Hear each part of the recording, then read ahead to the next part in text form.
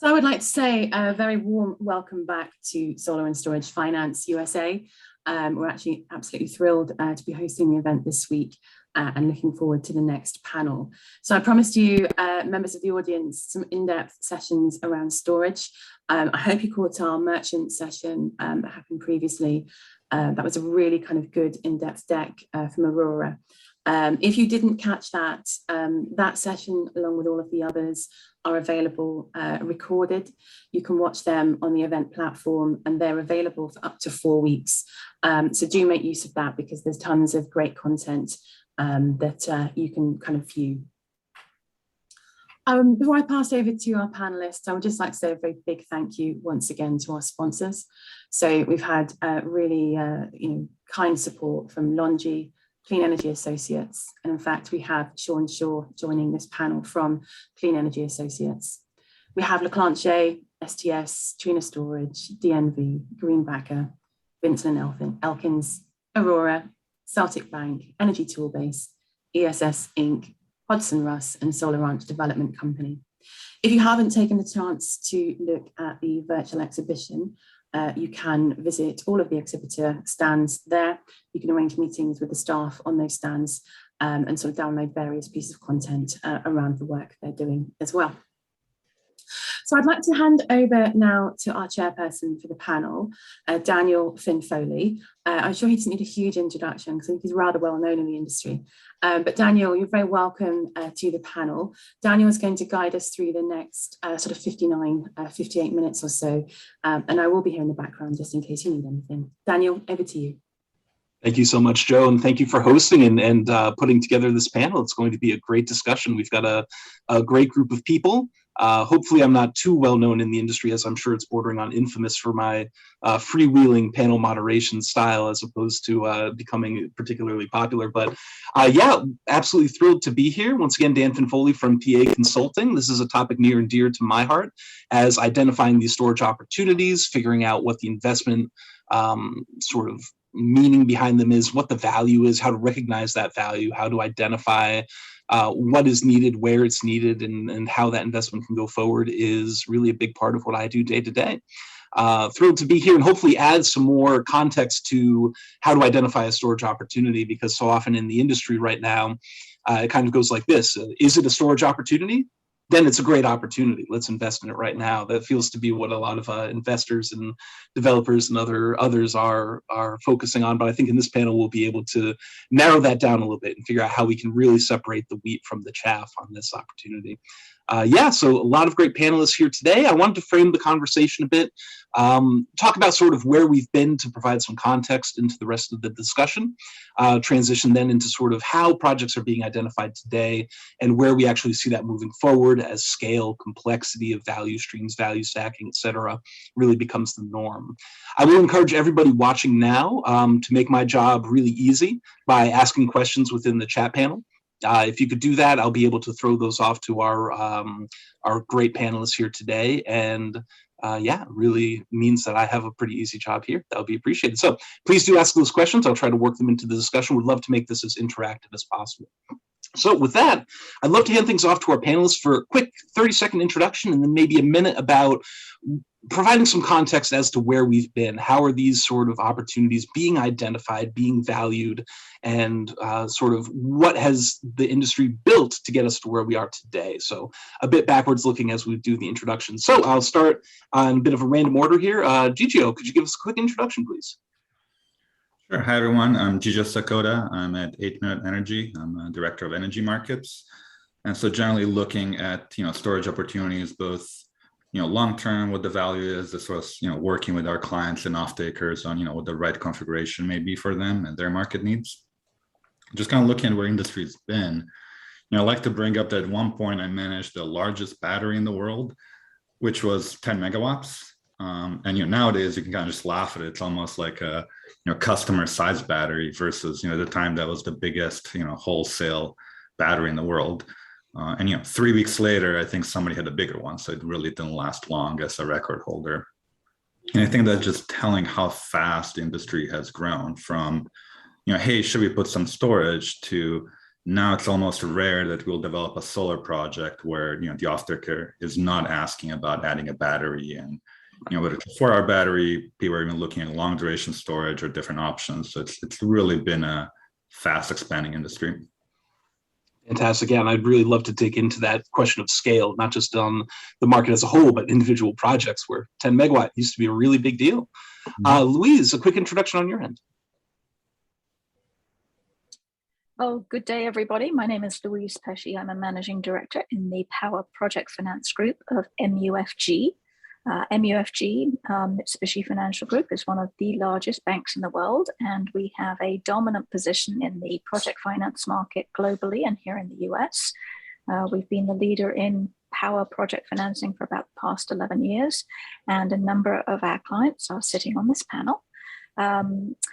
We finance renewable and thermal projects, and over the past 4 years have seen a huge uptick in both hybrid projects and standalone battery projects. And we look to finance those either with bank debt or private placements, and look to support our clients as their needs grow ever larger with the ever increasing size of batteries.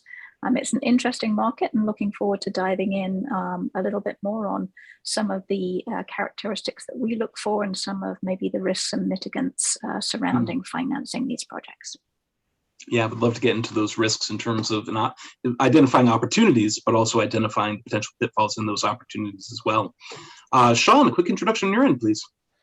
Yeah, thank you. Hello, everyone. This is Sean. I'm CEA's Director of Energy Storage. I've been doing storage work now for about 18 years, mostly focused around the areas of technology, codes and standards, and quality, everything from the cells up to the completed projects and residential through big utility scale.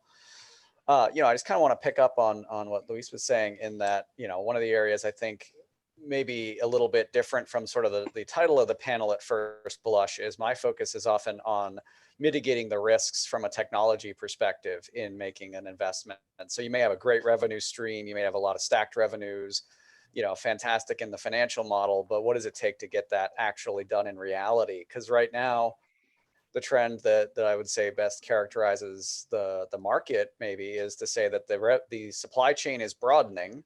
We're bringing more and more players into the market. The banks have to get comfortable with players they may not have considered a year ago, while at the same time, the complexity of projects is deepening alongside our understanding of things like safety, performance, and longevity. So there's a lot to be done here as more projects come online. It's not a matter of it's a storage project and we know what it is. There's a lot of flavors available right now, and you have to take a careful look at them. So pretty excited to join everybody today and talk about it. It's a bit of a Baskin Robbins situation, right? Where you need the tiny spoons to come in and sample all the different technological elements and then of course those fit into every other risk element and opportunity element of a project. Thanks, Sean. Lance, go ahead. Great, thank you. Good afternoon. I'm a senior VP and director for Packlet Milliken. We're a family office based out of South Carolina that is a investment long-term hold assets throughout the real estate and energy and infrastructure segments. I lead the energy and infrastructure investment origination efforts for Packlet. Today, we own assets in a small utility in South Carolina, landfill gas, solar and storage investments across the US. To try and answer the question on following, kind of looking in the rearview mirror and trying to understand some of the key themes in the space. Just taking a look back over the last few years, I think battery storage very much was in its initial phase, a proof of concept investment where the market was trying to understand, is this a viable technology that operates in concert with solar assets, or could it be truly a standalone viable asset for the marketplace, whether it's looked at as a peaking asset or asset that can be utilized very much like energy storage for the grid, or can it be a separate asset class? And I think what we're starting to see is that it's emerging certainly as a separate asset class and has a very strong future ahead of it, whether it's on a merchant basis or contracted. And I'm happy to dig in and be a part of the panel today. Yeah, great to hear. I always think of energy storage as both an enhancer and a competitor. It may come in and enhance an offering, a solar system, a natural gas peaker maybe, but it could also come in and outcompete those systems. So it's there's a bit of a double-edged sword in many respects. Andrew, go ahead. Sure. Thanks, Dan. Andrew Mazzy, I'm a senior director on our infrastructure investments team here at John Hancock Manulife. Team manages something close to $10 billion in equity investments across a wide range of infrastructure subsectors, including, of course, renewables, storage, as well as digital infrastructure, traditional power utilities, and transport.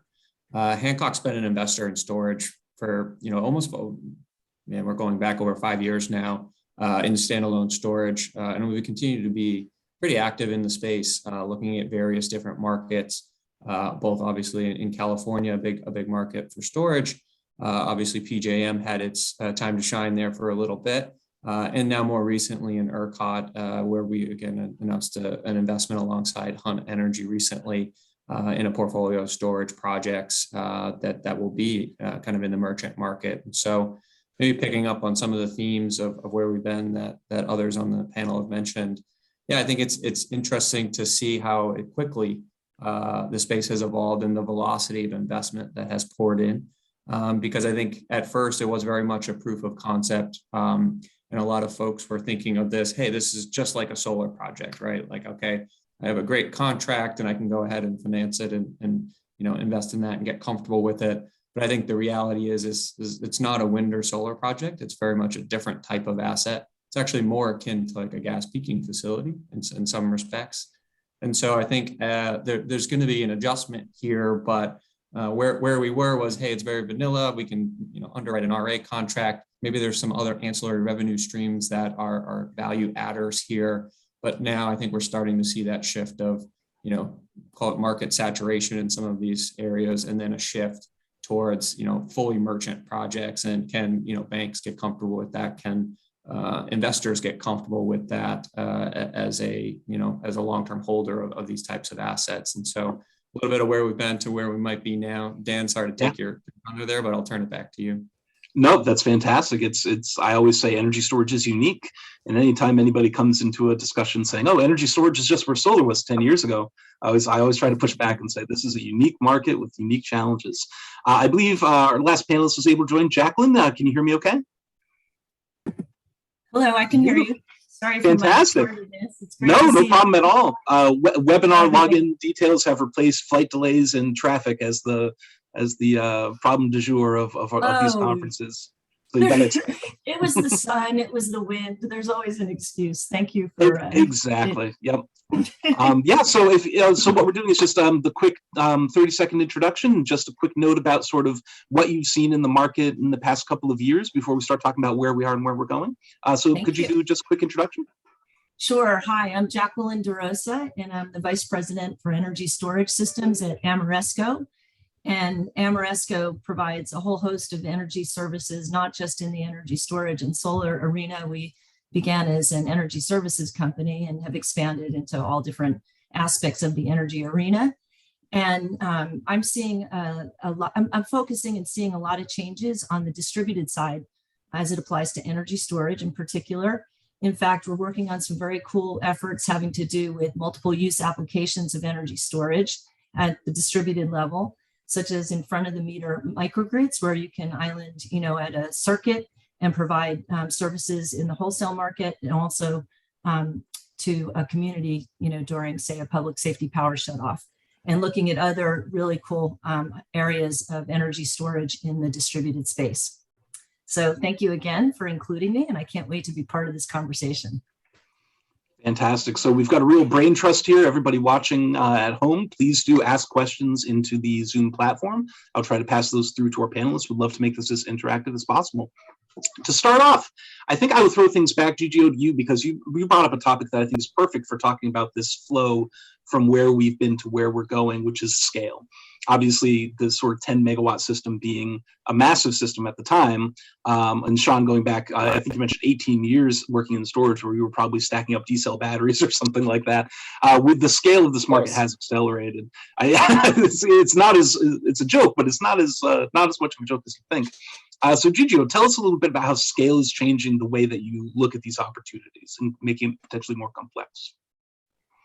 Sure. I mean, one thing we've seen is, again, when 8 Minutes started, it was just a solar company. And at one point, folks like, hey, we may need to do storage, and it's something that people may ask about. And now, again, it's, every client usually asks about storage. And it used to be, maybe a little bit of a storage, but now it's, most clients will ask for almost like a 1-to-1 ratio to how much solar they're putting to have that much storage on site. And 3-4 hours, folks are asking about 5 or 8 hours too. And so it's really, that scale has gone significantly. And so from being a minor part of what you do, now it's actually a significant part of both if you look at the capital investment, if you look at just the megawatts you're putting on a system and the megawatt hours. Everybody feel free to jump in here. Thoughts about scale, about duration, about if you're looking at a project, how do you identify what size it needs to be, what duration it needs to be, or the scale of the market moving forward? I guess I'll start there. Go ahead. Yeah, I was just going to say, I mean, obviously it's market dependent, right? Obviously in Texas, we certainly see essentially you're trying to create, it's energy arbitrage, right? At the end of the day, obviously there are some other revenue streams that you can stack on top of that, but there's a declining value to each hour that your storage facility can run. And so essentially your first hour that you're creating energy arbitrage in something like Texas, just given the market construct, is much more valuable than like the fourth hour. And so the additional capital cost for something in Texas, you just don't typically see that penciling out, because I don't need 4 hours to maximize the value of my battery. I can get 90% of the value with way less capital cost for a 1 hour, maybe a 2 hour battery. Obviously in CAISO, we see, the 4 hour battery being more advantageous, just given that there's some underlying regulatory types of benefits to that, being able to sign RA contracts and whatnot, but then also the dispersion of those revenue outcomes across 4 hours is just better. It's more compressed, and so you can get a better return profile with a longer duration battery. I'll jump in. In terms of scale, it becomes a bit tricky, because for large projects in California, for example, I know Andrew had just mentioned the 4 hour duration, but we also need to think about augmentations and what we need to buy going forward in the future. And a lot of the buyers here want to make sure that capacity is going to last for 15 or 20 years. And it makes it kind of funny, because you don't really know how much space you're going to need. You don't know how much you're going to have to buy, when you're going to have to augment, how you're going to price it. If you're going to price a capacity guarantee going forward, if you're going to just price that capacity, into some kind of availability requirement. So it becomes a little, I know that's a little bit of a diversion from what you asked, but it just depends on how much of this stuff are you going to buy on day one, because can you augment on the first year? Can you augment? Do you have to wait to the fifth year? It seems a little fuzzy. So I just put that out there as another issue that needs to be considered. That's a really good one. We spend a fair bit of our time helping clients who are going through procurement processes evaluate suppliers' bids. And one big part of that is often their approach to augmentation. One supplier might significantly overbuild initially in the hopes of forestalling augmentation. Another might do almost no overbuild and then plan to augment every few years.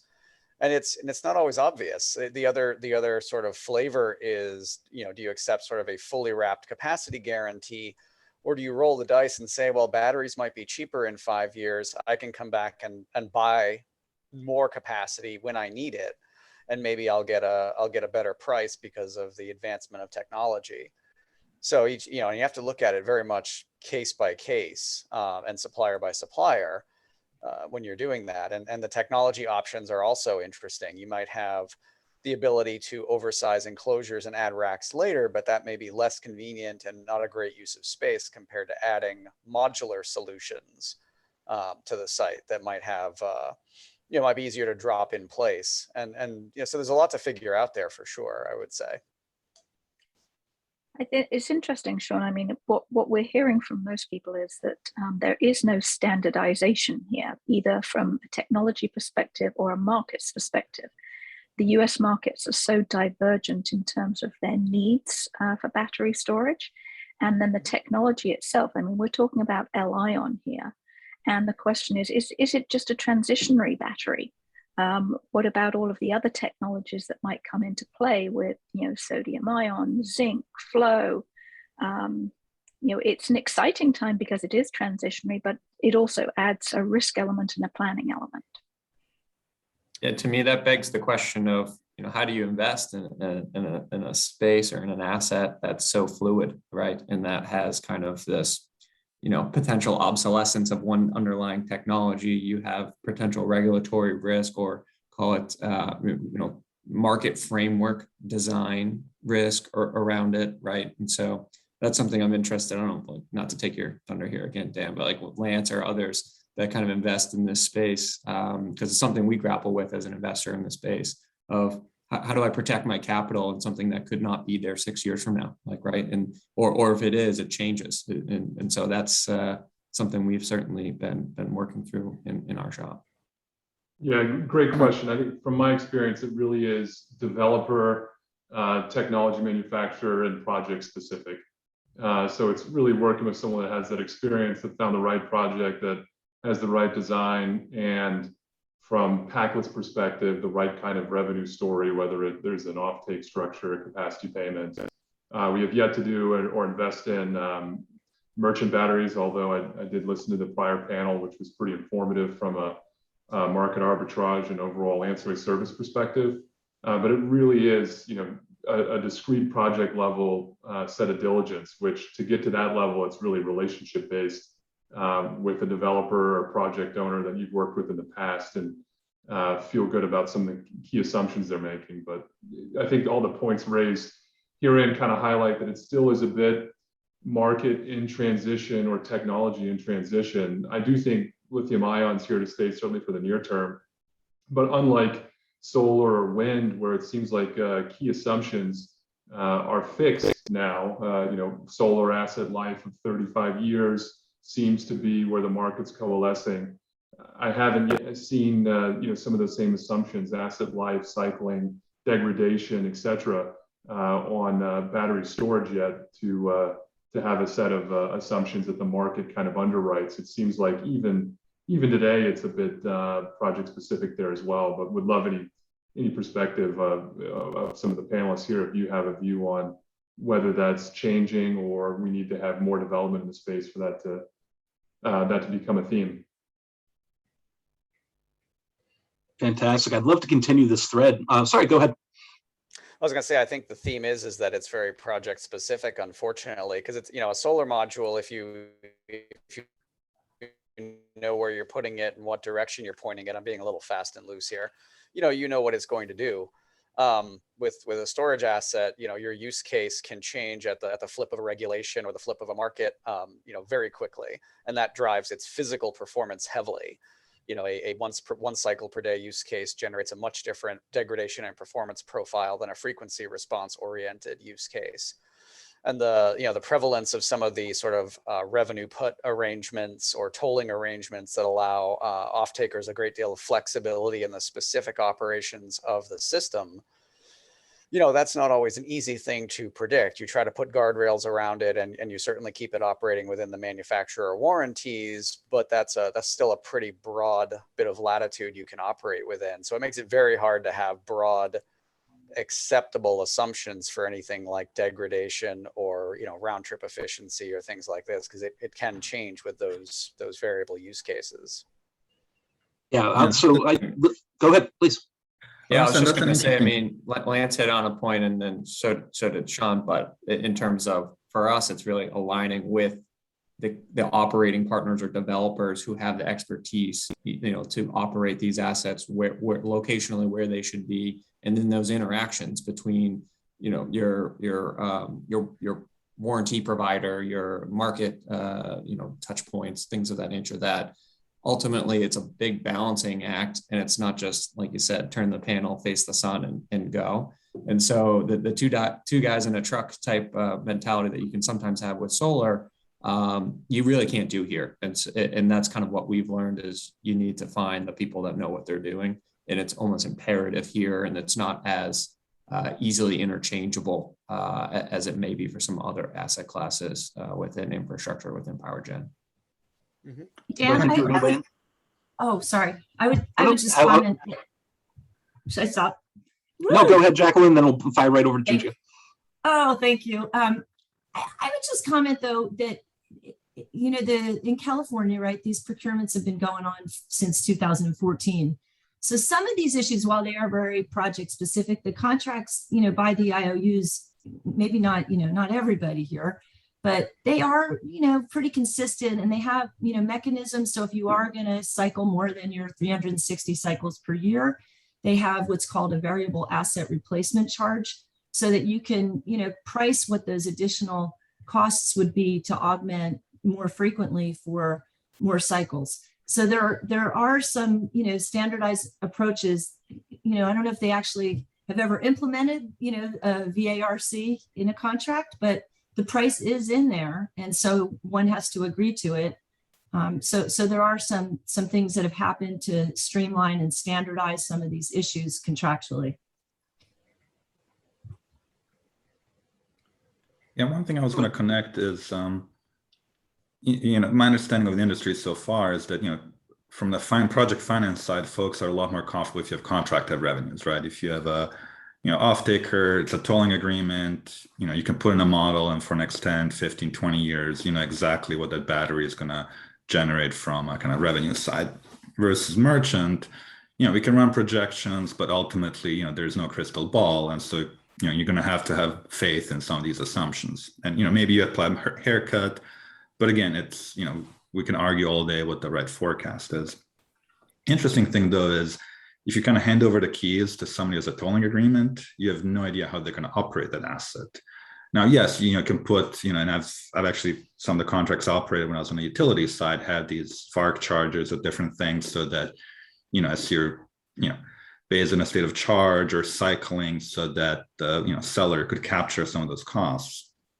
But ultimately, if somebody else is running the battery, they're going to run it based on a contract, not based on the actual costs. Versus if you have a merchant battery, while you have higher risks, you can actively tweak your bids to say like, oh, well, I'm hitting up too many cycles, I'm going to increase my cost that I bid in the market. Or, hey, I'm running very low on cycles. You know what, for $1, cycle it, that's fine. And so I think there's an interesting, Andrew mentioned earlier, it's like a peaker, right? So it's very responsive asset. And so you can use it in many different ways, right? You can say, hey, I'm not going to run it unless it's $100, $200, $500 real-time price. Or you can say, you know what, I'm just going to lock it in a day-ahead market, whatever that balance is, and I'm just going to lock in that revenue. And you can daily change between those two modes or any other mode. So it's a very flexible asset. Absolutely. Yeah. And Gigio, as a consultant who specializes in looking at those market opportunities, I can confirm there is no crystal ball. It's actually tea leaves that we use, 100% accurate as well. No, and I think somebody else was going to weigh in quickly, and then I did want to continue this thread out to replicability.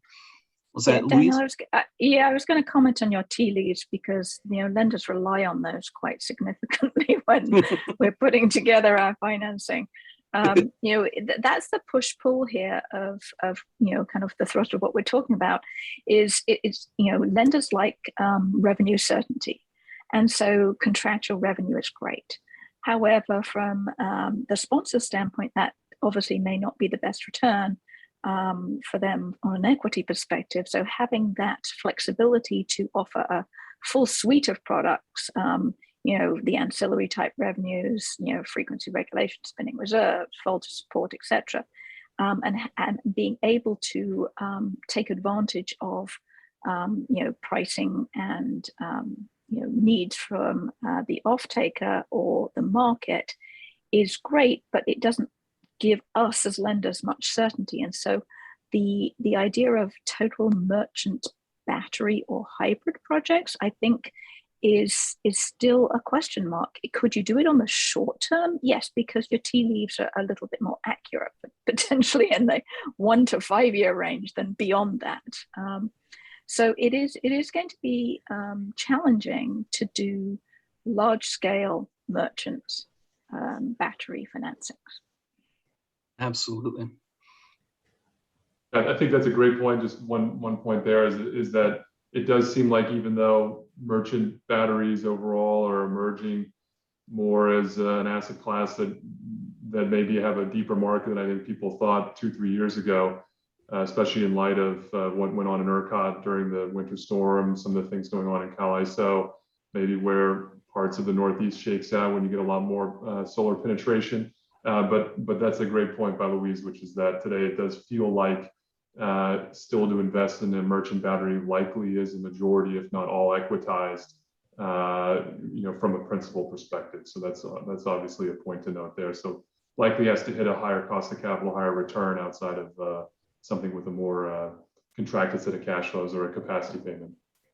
Yeah, having said that, though, I was going to say, having said that, the RA contractual structure in California, there is some appetite for taking, I'll call it merchant RA after the initial contract period. I think, we're seeing that on thermal plants, for example, where we're taking as lenders the risk of kind of that renewal mechanism under the RA construct.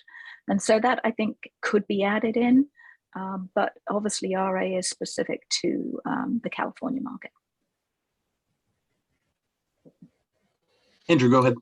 Yeah, excuse me. I was just going to echo Lance's point from an equity investor perspective of we've certainly, in a fully merchant type of scenario, we look at these on a non-levered basis and would only think of leverage in a very opportunistic, in limited way, very prudent, just because, the asset by design is going to be a volatile one and you want that flexibility to be able to, operate the asset as you need to, right? Which could have some cash flow volatility associated with it, which obviously, doesn't marry up great to, long-term debt. And so I think what we've seen is that, investors are flocking to these types of assets because the cost of capital is certainly much wider, and it kind of falls into this renewables bucket that, hey, if I can earn an unlevered double-digit type return on a renewables asset, sure, like where do I sign up, right? And so I think we've seen a lot of people start to chase in that, but to get those unlevered double-digit returns, you now need to kind of believe in some of these market forecasts that Gijo was talking about of like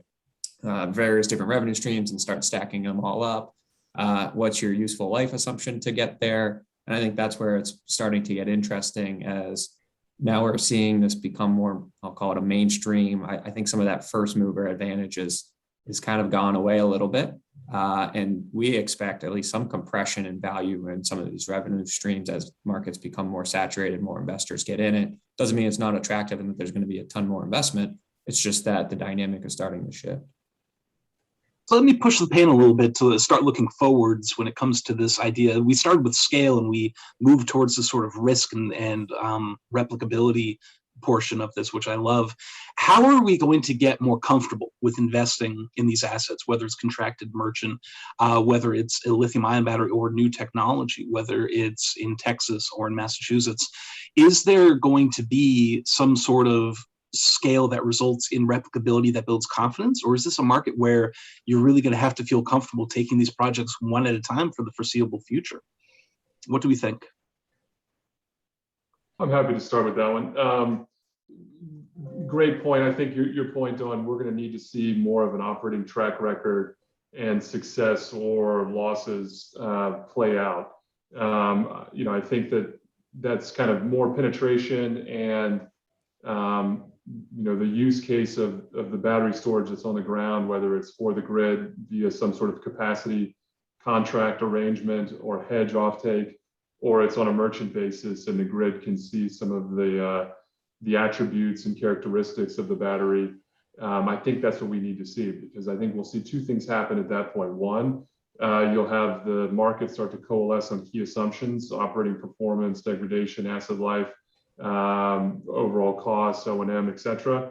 And then you'd also see the revenue story start to show up a bit more as some of the characteristics are known in the grid or utility customer or corporate says, I may need this for my load profile and I'm willing to pay for it. And as the equity or investor sees that the battery can deliver, their view on cost of capital and overall return for the asset comes down at the same time.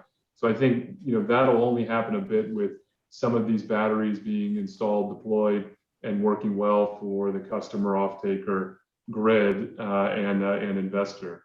Obviously, if things don't go well, then the market will also sharpen their pencils a bit and either increase the discount rate or start to make more conservative assumptions on the operating profile, and you'll see a bit more of a bid ask between the load customer that's not necessarily owning that risk and the investor that is in these instances. So Lance, if it's about building that track record, how big of a track record do you need before you start really feeling comfortable? Is it 5 years, 10 years, 50 years? I think with the kind of pace you're seeing in renewables and growth overall, I think it's really something like 2 to 5 years.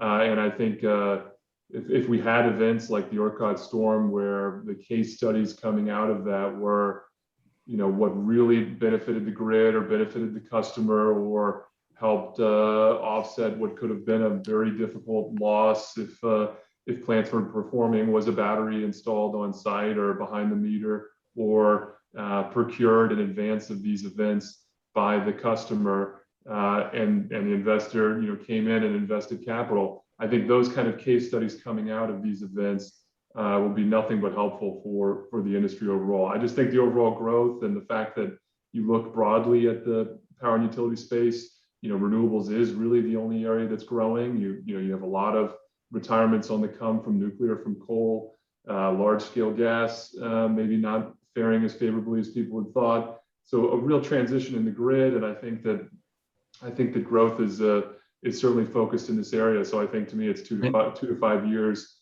and maybe even sooner if you have more of these case studies coming out of big events. Yeah, the black swan events are becoming more frequent. Go ahead. Yeah, a question for that. And obviously, kind of as an investor, understand that you want certainty, you want predictability, so that when you put your money to work, you kind of know what you're getting. But in a way that sounds like where projects become commoditized, it's almost like a bond investment, right? It's very predictable cash flow, predictable decay of the battery, predictable revenues. And at that point, it seems like, if you're making that kind of investment, it's not going to be very competitive returns, right? It kind of becomes commoditized, something that, it's hard to get better returns than somebody else, versus if you're investing earlier, the way I'm thinking about it as an investor, I assume you want to get, industry-leading returns for the asset class you're investing in. And so kind of how do you balance that desire to have kind of, I'm calling it bond-like, and pardon my loose language, but, very predictable returns with also trying to be kind of the leading edge or, kind of beat the industry to some extent. So almost an argument against commoditization. Go ahead, sorry. Exactly. Sure, I think on that, it's very much, once again, coming back to relationships, it's the developer, the project owner that's looking for that long-term capital to put to work so that they can recycle it in their development engine. Because they're saying, hey, look, this is a great project, I want to build it, but maybe me as a developer, my cost of capital is so high that I don't want to be the permanent equity in an operating project. I want to sell out at FNTP and then take that capital and recycle it through the development engine. And so I think finding a partner like Packlet to work with or Hancock to work with in concert, so that you're bringing that investor down a bit and helping them get comfortable with their risks, and the investors kind of stretching the developer to educate them on the right steps, that helps accelerate this process of the market understanding what the key risks they're taking. I mean, I think a good corollary is what's happened in the utility scale solar front, where 10 years ago, you couldn't build a solar project unless it was really someone, leaning in on how to make it work from a revenue perspective. And then that started to As costs declined, you started to see the cone come down to equilibrium. Capital rushed in, offtake structures started to align better, maybe got more competitive. And now today, it very much is. Utility scale projects are starting to seem more like that, bond-like structure. Maybe it's backed up a bit in light of some of the overall costs that people hadn't planned on insurance and operating performance or energy yield, and making sure they're getting that right. But I'd say that batteries, there's no reason why a battery investment couldn't become that over the next few years, but there needs to be a number of key assumptions and operating performance worked out so that people can get comfortable. Yeah, Lance, I warned everybody about the 10 years out solar versus storage piece. It's not quite the same, but I'll let you get away with it because I think that was relevant. I know, Sean, you were going to mention something, and then Louise, I think you're on deck as well for a comment. Yeah, I'll try to keep it brief so I don't take the floor from Louise too much. But I think we have to, there are some very smart folks on here about revenues, and I won't focus on that. But none of this investment takes off in a big way without addressing technology risk. And so in the solar industry, for example, we've had to get comfortable with accepting new inverter topologies way before they've had any significant amount of field time to validate those assumptions. So I have optimism that in storage we can get comfortable in much the same way, but it does require a lot of effort to get comfortable with these new technologies and get them treating like like an asset that everyone understands and is comfortable with. As far as differentiation and margin, though, this is where things get a little tricky. If everyone is putting out the same CATL or BYD containerized solution, and they're going after the same markets and revenue streams, it becomes a little hard to stand out from the pack. And so this is where expanding and that broadening of the supply chain I mentioned earlier starts to present both an opportunity and a risk, which are obviously sides of the same coin. But by going deeper, reaching deeper into the market as for your supplier partnerships, if you're willing to take that risk and do the diligence to get it done, we are finding that that's really helpful. And the last point I would make is that we are very knowledgeable in the industry about the technology risks of solar, to the point where some investors would say, not really much technology risk in solar. We need to get there on storage.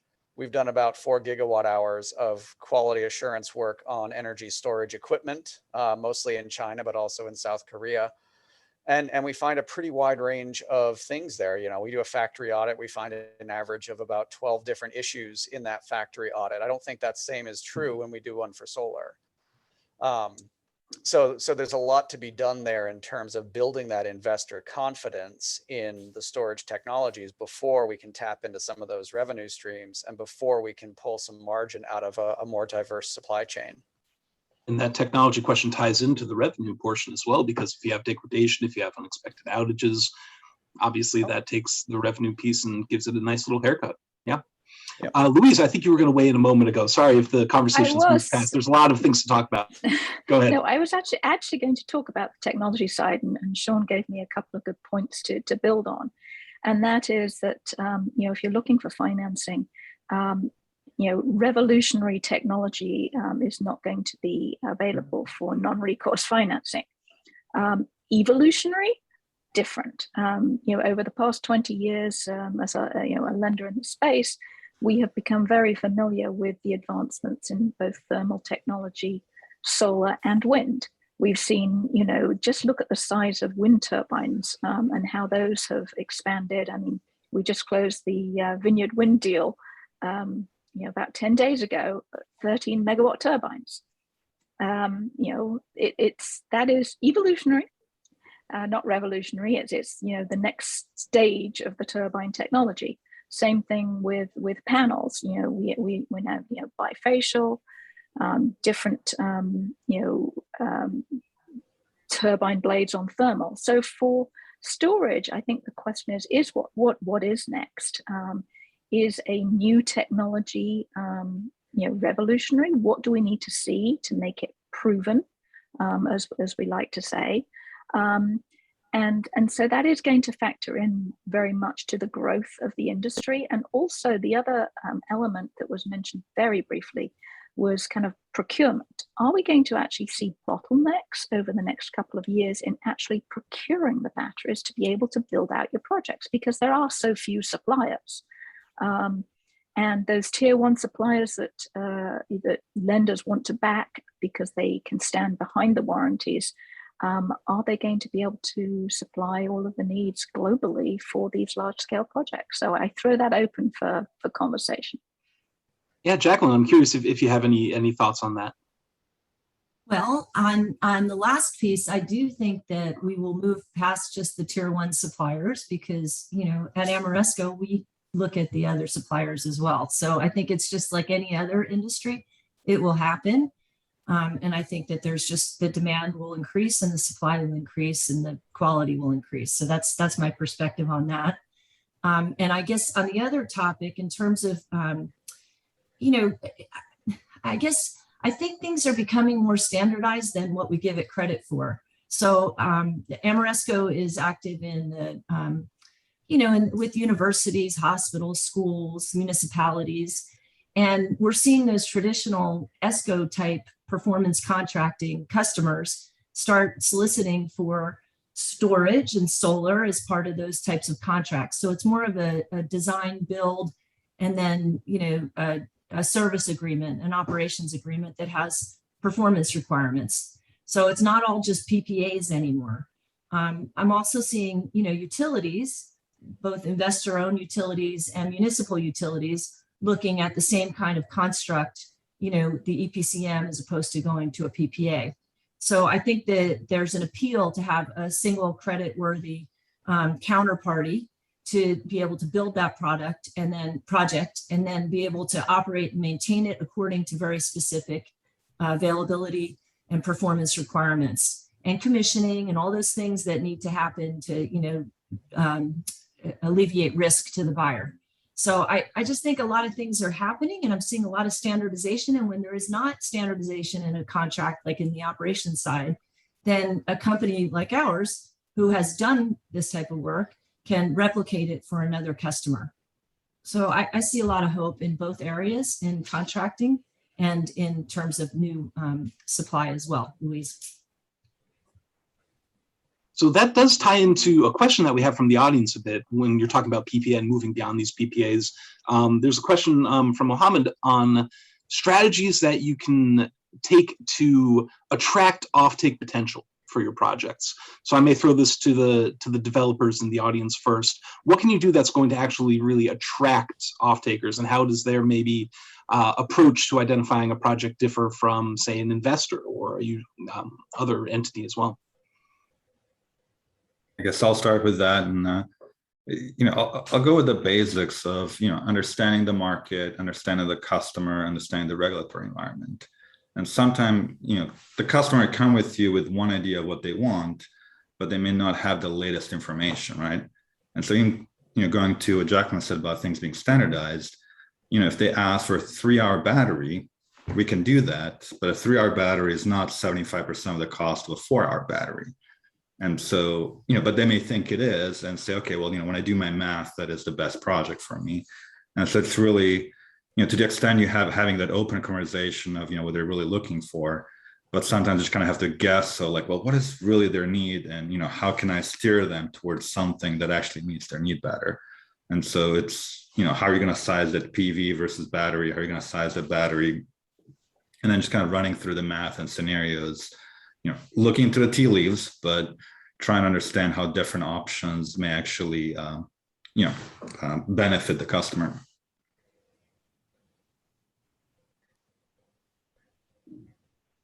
Any other thoughts on that topic?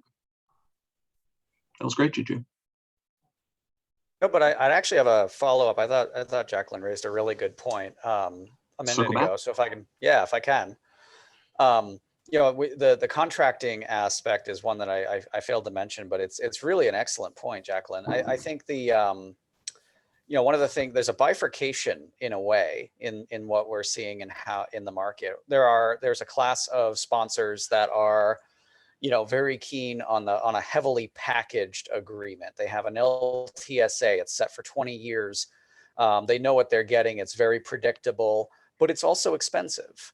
There's another class of sponsors that's almost the complete opposite. They're, let's call them a little more scrappy, a little bit more willing to take on integration risk. And they'll go out and they'll do self-procurement, they'll do self-integration, they'll do a lot more of the construction risk themselves. And so in terms of kind of coming back to the points Lance was raising about where do you find your margin to be best in your asset class, there's a whole group of folks that think they can find that by building a better mousetrap on the integration side. So it is interesting that you do have this sort of two worlds, one very standardized and very predictable for a battery system, and another that is still willing to be adventurous and creative. Yeah, I think that's a keen observation, Sean, and kind of along the same threads of a point I was going to raise earlier in that, like, does this market compress down to like a very low cost of capital and here's the commoditized bond like, project, right? I don't think it can, and I don't think it will, because I think there will be different strokes, different folks, right? There'll be folks that will want to chase more of the ancillary service revenues and act like a gas peaker, to borrow the previous reference, within the market. And then I think there's going to be, market construct redesign that ultimately there'll be more and more procurement of utilities looking for issuing RFPs to find storage and are willing to, sign a 15-year contract, right? And so there's going to be a spectrum of those type of opportunities that are, of course, just going to attract different costs of capital. And then the question is, where in that are, from my perspective, of where in that are you investing? Are you going to invest with a developer, kind of at the front end of it or at a platform level, or are you going to invest at kind of the commoditized, safe 15-year, RA contract project and the associated returns with that? Because all of those projects in there are still taking some of these same uncertainties of market redesign risk, taking the same uncertainties of technology risk, potentially lithium ion becoming obsolete, in 10 years or whatever it is, in favor of flow or solid state batteries, right? And so you're taking those similar risks that we don't have our arms around, but you could be getting different return profiles within. So a lot to think about there, but that's kind of how we've been approaching it as well. Let me throw this way forward and do a little challenging questions, because these discussions have been great, and talk about that sort of obsolescence in new technologies. Let's say that you're either from a technology perspective as a developer, as an investor, a couple of years from now, you're looking at a project that's, say, 8, 10, 12 hours, 150 hours maybe, with a non-lithium ion technology, bidding into some sort of market or providing some sort of long duration storage opportunity. What would it take for you to feel comfortable investing your time or investing money into a project like that? That's a tricky one. Who wants to earn the brownie points of diving in? I can give a few Please do. Initial remarks. I think that it is imperative for the market design to accommodate that type of solution, because whoever is going to be buying it is going to have to justify those, that procurement. So I coming from a regulatory background before jumping in on this commercial side at Ameresco, I think that is really imperative. I guess the second thing would be the technology risk. There would have to be quite a bit of evidence, now coming more on the commercial side, that the technology works, to put it very simply. We got comfortable with it for lithium ion. What's it going to take to get comfortable with it for a flow battery or a mechanical storage system? One point I'd like to throw out there is, obviously obsolescence is a concern, but I would argue that, and even ignoring climate change, but I would just argue that coal plants are obsolescent because they're just too expensive, right? Like, it's at the margin, they're not in the money. But we still have significant portion of energy being produced by them. And the thing is that, even if a technology gets old from a perspective, you can't just kind of flip a switch and immediately replace it with a shiny new thing, just because, one, you're not going to get the volumes from suppliers. Two, I'm looking at the site behind me. It's a great site. We didn't develop it in a year. It's 5 years, it's really fast if you go from scratch. And sometimes you're working on a site for 10 years to get something in place, whether it's construction permits, whether it's finding an offtake, whether it's supply chain things. And so it's definitely something to think about. I think, lithium ion is a dominant technology right now. 10 years from now, I have no idea. It may be, history, but it's just not that quick to replace with a new thing. Yeah, I don't think that it's not going to be, it's an interesting point because I don't think lithium just goes obsolete and it just doesn't work, right? Or just kind of like, oh, we don't want that anymore. Mhm. It's more of the situation of you now as a lithium ion plant, what's my heat rate relative to this new technology, right? Essentially just using heat rate as like as a kind of a crutch here.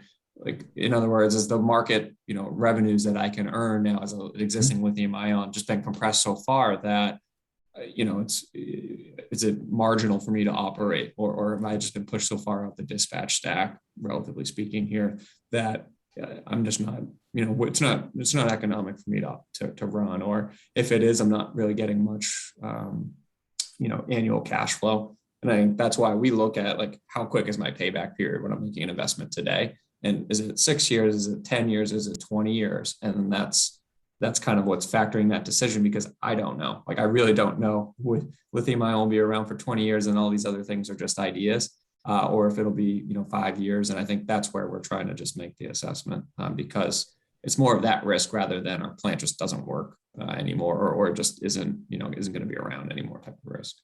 I don't think we should downplay the modularity of the technology either. Lithium ion is, first of all, it's a very broad series. It's a broad family of chemistries. It's not monolithic at all. Right. So to the extent that we might transition, say, from NMC to LFP to sodium ion or to NMX, there are chemistries that, and within chemistries, there are lots of innovations and headroom still to go. The point being that the modern design of everything from battery modules up to design of utility scale plants, there's a certain amount of modularity and repeatability to it. You see modularized containers, those can be replaced with other AC or high voltage DC connected equipment that might be running a totally different chemistry of battery at some point in the future. So long as you can line up the BMS and these other things, that works. We've done it with solar. Solar modules have gotten much larger. The cell technology within those modules has evolved continuously over the last, well, really 50 years, but let's say the last 10 years in particular. So I think it might be a bit of false pessimism to say that we're facing obsolescence for battery energy storage systems, because there's a proven adaptability in the technology and in the people implementing it that we've seen so far. That was my arguments, my IC, when we did some of these investments. So well, good. They were pushing on that very risk. It's just plug in and play, right? Put a different one in. It's just a matter of what the cost is going to be. Well, I like to make it sound more complicated than that, but yeah, basically, that's all there is to it. Fantastic. I want to put our panelists on the spot here. I know we only have a couple of minutes left. So my challenge to everybody, obviously there's going to be conversations around this panel afterwards. Often it would be, at the water cooler, oh, I couldn't attend the identifying solar and storage opportunities. What did you hear from it? Now with hybrid work, just like hybrid solar and storage or wind and storage, gas and storage, it may be a kitchen sink conversation moment. So for people who are watching, what is the key, just 30-second takeaway that they should think about when they talk about the challenges and opportunities around identifying storage opportunities? And we'll go with the introduction order. Gigio, what do you think for a 30-second, what's the key takeaway? Well, I think for opportunities for storage is, one thing to think about. There's I'm going to call it the offense side of it, of, hey, there's really aggressive market returns you can get right now. And so can I get in on it and try to get a piece of that? I think it's important to think of the kind of defense side of it too. It's a highly dispatchable asset. If prices go to the drain, negative prices are great for storage. You're getting paid to charge, right? And so there's sort of the kind of offense and defense part of it. Love that, offense and defense. Sean. Yeah, I would say think about supply chain and technology roadmap. That's where you have an opportunity to think beyond, the current tier 1 suppliers to tier 2, tier 3, and you can have some very creative partnerships with those suppliers to guide them into the market, be a cornerstone consumer or customer of their systems. But you've got to do a lot of careful due diligence, and you've got to drive the need for high quality and safety in the space at the same time. Yeah, quality, absolutely. Lance, what do you think? 30 seconds.